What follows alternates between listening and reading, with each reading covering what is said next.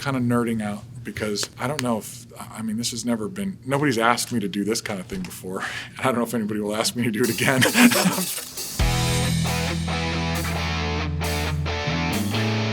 Music supervisor can be a range of different things. At minimum, you're managing the licensing and all of the negotiations and the paperwork. And with this movie in particular, it's been a blast because this is my world. I got a request from you for this idea of an 80s Christian rock band. I said, well, you know, we got Res Band and we got Petra and we got all this stuff. We got to talk. And then I remember you saying, wait a second. Are you the same guy that wrote Raised by Wolves? And I was like, you read my book? Like, so it was kind of a happy accident. The guy that wrote Raised by Wolves was the same guy that you needed to talk to at Capitol. And so I said, yeah, let's definitely get dinner.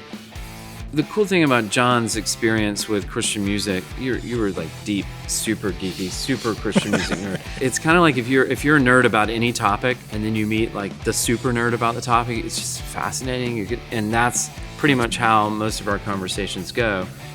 Part of this job that I've never really been asked to do before has been to help inhabit the film with artifacts that make it feel like we're in 1986.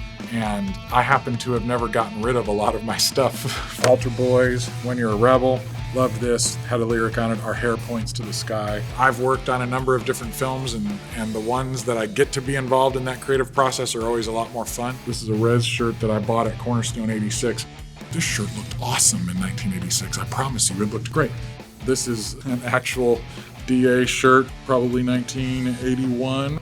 There's a scene in the movie where one of the guys in the band is just doodling on a Christian record album cover. The production department or production designer said, we like this album. And then it's like, can we doodle on this album? And you called the artist who's the album. It's actually a really great album. And that was when you said, okay, from this point forward, if you notice anything like that that doesn't feel authentic, call it out and we'll switch some things around. Yeah, he set that up. He literally called the artist and said, you know, can we put a cartoon on the front of your album? There's things like this is the first, this is the magazine that I started, True Tunes, when I was a kid. This is the first copy. It's barely even a magazine.